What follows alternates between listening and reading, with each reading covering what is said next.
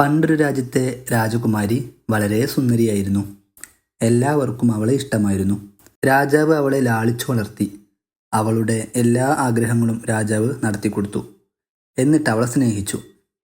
കുമാരിക്ക് കല്യാണപ്രായമായി. ആ സമയം കുമാരിക്ക് ഒരു രോഗം പിടിപെട്ടു. രോഗം എന്താണെന്ന് വെച്ചാൽ കുമാരിക്ക് ചിരിക്കാൻ കഴിയാതെയായി.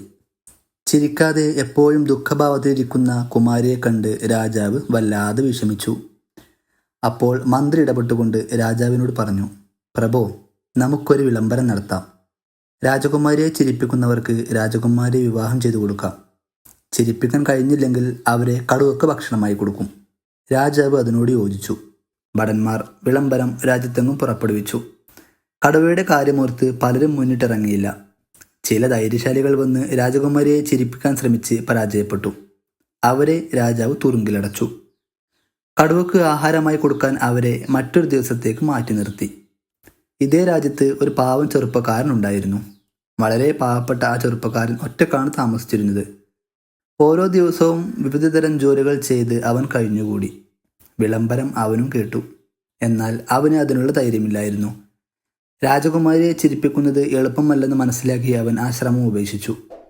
അങ്ങനെയിരിക്കെ ഒരു വൃദ്ധ വന്ന് ഈ ചെറുപ്പക്കാരനെ സമീപിച്ചുകൊണ്ട് പറഞ്ഞു, മോനെ, ഞാനൊരു ധർമ്മസങ്കടത്തിലാണ്. എൻ്റെ കയ്യിൽ 4 ഗുളികകളുണ്ട്. ഓരോന്നിനും ഓരോ പ്രത്യേകതകളുമുണ്ട്. ഓരോ ഗുളികയും ഓരോ നിറത്തിലാണ് ഇരിക്കുന്നത്. മഞ്ഞ, പച്ച, ചുവപ്പ്, നീല. ഈ 4 എണ്ണത്തിൽ ഒരു ഗുളിക കഴിച്ചാൽ കുറേ നേരം ഉറങ്ങും. ഒരെണ്ണം കഴിച്ചാൽ നല്ലവണ്ണം ചിരിക്കും. ഒരെണ്ണം കഴിച്ചാൽ നല്ല മലയോളം ആരോഗ്യമുണ്ടാവും. ഇനി ഒരെണ്ണം കഴിച്ചാൽ ചെറുപ്പമാവും. പക്ഷേ പ്രശ്നം എന്താണെന്ന് വെച്ചാൽ ഈ പ്രത്യേകതകൾ ഏതൊക്കെ ഗുളികകൾക്കാണെന്ന് എനിക്കറിയില്ല. അതിന് എനിക്കെങ്ങനെ നിങ്ങളെ സഹായിക്കാൻ കഴിയും? ചെറുപ്പക്കാരൻ അവരോട് ചോദിച്ചു. വൃദ്ധ പറഞ്ഞു, നമുക്ക് കൊട്ടാരത്തിൽ ചെന്ന് രാജകുമാരിയെ ചിരിപ്പിച്ചാലോ? രാജകുമാരി ചിരിച്ചാൽ നിനക്ക് രാജാവുകയും ചെയ്യാം. അത് കൊള്ളാം. ചെറുപ്പക്കാരൻ സമ്മതിച്ചു. അവർ 2 പേരും കൊട്ടാരത്തിലേക്ക് പുറപ്പെട്ടു. കൊട്ടാരത്തിലെത്തിയ അവർ രാജകുമാരിയെ കണ്ടു. ചെറുപ്പക്കാരൻ കുമാരിയോട് പറഞ്ഞു, ഞാൻ നിങ്ങളെ ചിരിപ്പിക്കാൻ വന്നതാണ്. പക്ഷേ അതിനു മുന്നോടിയായി നിങ്ങൾ ഞാൻ തരുന്ന ഗുളിക കഴിക്കണം. ഞാൻ കഴിക്കണമെങ്കിൽ നിങ്ങളും ഒരു ഗുളിക കഴിക്കണമെന്ന് കുമാരിയും പറഞ്ഞു. ചെറുപ്പക്കാരൻ സമ്മതിച്ചു. അങ്ങനെ ഒരു ഗുളിക കുമാരിയും ഒരു ഗുളിക ചെറുപ്പക്കാരനും കഴിച്ചു. ആ മുറിയിലാകെ പൊട്ടിച്ചിരി മുഴങ്ങാൻ തുടങ്ങി. പക്ഷേ ചിരിച്ചത് ചെറുപ്പക്കാരനായിരുന്നു. കുമാരി കൂർക്കം വലിച്ചുറങ്ങാൻ തുടങ്ങി. വൃദ്ധ ചോദിച്ചു, നീ ഏത് ഗുളികയാ കഴിച്ചേ? ചെറുപ്പക്കാരൻ പറഞ്ഞു, നീല. കുമാരി കഴിച്ച ഗുളിക ഏതാ? ചെറുപ്പക്കാരൻ പറഞ്ഞു, മഞ്ഞ. വൃദ്ധ അതെല്ലാം കുറിച്ചെടുത്തു. അപ്പോൾ ഗുളികയുടെ കാര്യം പറയുന്നത് കാവൽക്കാരനായ ഒരു ഭടൻ കേട്ടു.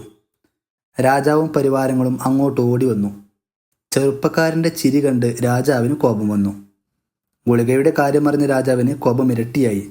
ചെറുപ്പക്കാരനെ തുറുങ്കിലടക്കാനും നാളെ തന്നെ മറ്റു തടവുകാരേക്കാൾ മുന്നേ ചെറുപ്പക്കാരനെ കടുവക്ക് ഇട്ടുകൊടുക്കാനും രാജാവ് കൽപ്പിച്ചു. അന്ന് രാത്രി വൃദ്ധ ചെറുപ്പക്കാരനെ കാണാൻ ചെന്നിട്ട് പറഞ്ഞു, ഒരു ഗുളിക നീ നാളെ രാവിലെ കഴിക്കണം. ശേഷം നമുക്ക് കാണാമെന്നും പറഞ്ഞ് ഒരു ഗുളിക ചെറുപ്പക്കാരൻ്റെ കയ്യിൽ കൊടുത്തിട്ട് വൃദ്ധ പോയി. പിറ്റേന്ന് രാവിലെ ചെറുപ്പക്കാരൻ ആ ഗുളിക കഴിച്ചപ്പോൾ തനിക്ക് വല്ലാത്ത ആരോഗ്യവും ശക്തിയും ഉണ്ടാവുന്നത് പോലെ തോന്നി. ചുറ്റുമതിലുള്ള വലിയ ഒരു മൈതാനത്ത് ചെറുപ്പക്കാരനെ നിർത്തി. രാജാവും പരിവാരങ്ങളും കാണാനെത്തി. കൂടെ കുമാരിയും എത്തി. ഭടന്മാർ കടുവയെ തുറന്നു വിട്ടു. ആ കടുവയെ ഇങ്ങോട്ട് വിട്, ചെറുപ്പക്കാരൻ തെല്ലും കൂസലില്ലാതെ പറഞ്ഞു. കടുവ ഓടിച്ചാടി ചെറുപ്പക്കാരൻ്റെ മേലേക്ക് ചാടിയതും ചെറുപ്പക്കാരൻ കടുവയുടെ കാലിൽ പിടുത്തമിട്ടു. കിടന്ന് അമരാതടാ പൊണ്ണത്തടിയാ എന്നു പറഞ്ഞുകൊണ്ട് ചെറുപ്പക്കാരൻ കടുവയെ പിടിച്ചു പൊക്കിക്കൊണ്ട് കറക്കി കറക്കി എറിഞ്ഞു. രാജാവും പരിവാരങ്ങളും അന്തം വിട്ടു. കടുവയെ കറക്കി എറിയുന്നത് കണ്ട കുമാരി പൊട്ടി പൊട്ടി ചിരിക്കാൻ തുടങ്ങി. ഇത് കണ്ട രാജാവിന് സന്തോഷമായി. രാജാവ് ഉടനെ ചെറുപ്പക്കാരനെ മോചിപ്പിച്ചു. കൂടെ മറ്റുള്ളവരെയും മോചിപ്പിച്ചു. രാജാവ് പറഞ്ഞതുപോലെ ചെറുപ്പക്കാരന് കുമാരയെ കല്യാണം കഴിപ്പിച്ചു കൊടുത്തു.